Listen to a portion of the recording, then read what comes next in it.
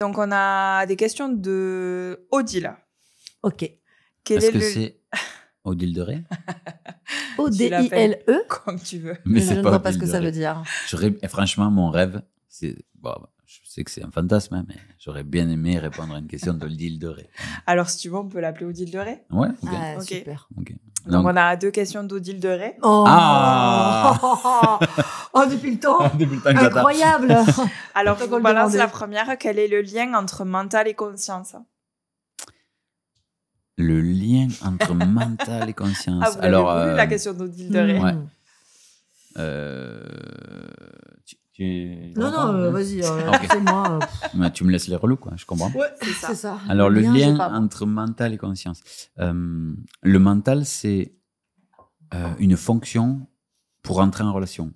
Ça n'a rien à voir avec la conscience. Donc, le lien, ouais, il y en a un forcément, puisqu'ils cohabitent, mais la conscience. Ouais, c'est- le mental, il est au service de la conscience. la conscience, quoi. Ouais, on peut dire C'est Ça ça. veut dire comme l'outil. ça. C'est l'outil. Ouais. Le mental, c'est un outil Ouais, de la conscience. ouais. Ça, c'est Le, pas- enfin, moi, c'est comme ça que mental, je- c'est l'alphabet, tu vois. C'est Ah oui, je me souviens. que le t'avais- vocabulaire, l'alphabet, Ok. la syntaxe, le machin, qui fait que je crée des phrases avec des concepts. La conscience, dans le monde de la conscience, on est dans un monde de symbolique, de symboles. Il n'y a pas de négation, il n'y a pas de ne pas, il n'y a pas de oui, non, il n'y a pas de positif, négatif. Et le mental, pour que ce soit intelligible par le personnage qui, lui, se prend de plein fouet la dualité, le bien et le mal, bah, il ajoute tous ces concepts là-dedans. Donc, il rend compréhensible à Monsieur Tout-le-Monde les concepts qui nous viennent de la conscience. Donc, le lien, il est permanent. Mais franchement, ils sont pas du tout du même monde, quoi. Ok. Il y a la conscience qui il fait une expérience et le mental, c'est un outil pour la faire dans cette règle du jeu qui est la vie. Voilà. Franchement, c'est suffisant parce qu'après, c'est l'embrouille. Ouais. Déjà, Ok. là. Bah, du coup, on part sur une autre question.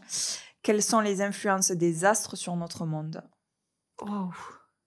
Zarmastofrushk. On Ah, commence tes à souhaits. avoir des questions qui demandent qui répondent en fait à l'enseignement.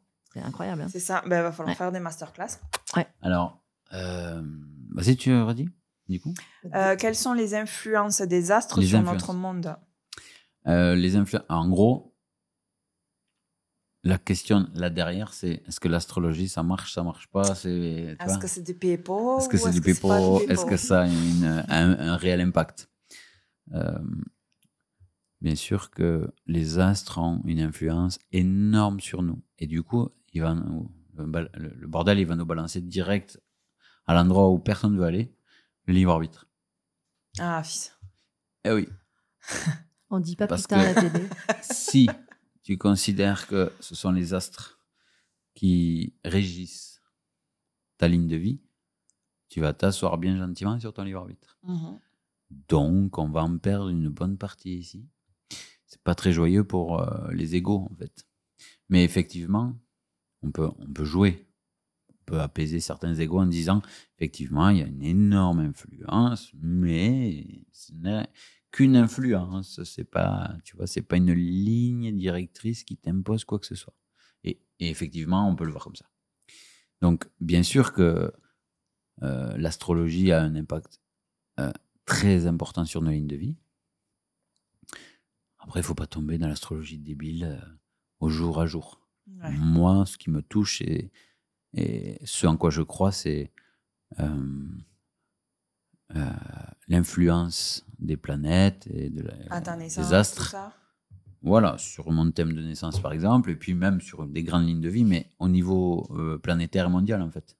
Ce que vit l'humanité à un moment, bien sûr qu'il y a une conjoncture des planètes qui va faire que si on est un peu ouvert d'esprit, on va aller voir les symboliques, on va bien s'apercevoir qu'effectivement, c'est ce que l'humanité va vivre. Maintenant, de là à dire qu'un taureau le lundi matin, ceci et cela, bon là, c'est la masturbation mentale. Ouais. C'est juste pour se faire plaisir ou se faire peur. Hein, en fait, ça c'est l'astrologie quotidienne, c'est un jeu de pouvoir. Je te fais plaisir, tu m'en dois une. Je te fais peur, tu m'en dois une. T'es le bon signe de la semaine, tu m'en dois une. T'es le pire signe, je t'ai prévenu, tu m'en dois une. Ouais, c'est ça. Donc, c'est Il y a vraiment des un jeu de classements, pouvoir. souvent dans Voilà. les trucs quotidiens. Et je pense que la vraie question là derrière, c'est ça. C'est qu'est-ce qui se joue dans ce jeu de pouvoir qu'il y a dans l'astrologie et compagnie. Voilà. Moi, je le sens comme ça.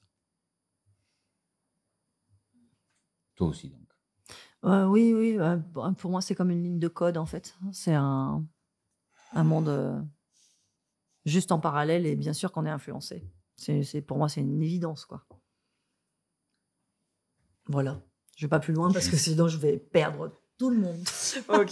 Non, mais c'est vrai que c'est au-delà de perdre tout le monde. Si on est à 100% d'accord, ça veut dire qu'on est régi par les astres. Il n'y a plus de libre arbitre. Et là, ça fait chier tous les égos. Et à l'opposé, tout ça, c'est des balivernes. Et je ne suis pas d'accord avec ça non plus. Donc, chacun est en droit d'aller chercher ce juste milieu. Et comme dans toute chose. Toujours pareil. Ça fait Les du extrêmes, bien, on y va, ça fait peur, on n'y va voilà. pas. Les extrêmes n'ont jamais fait de bien ni apporté d'amour à qui que ce soit.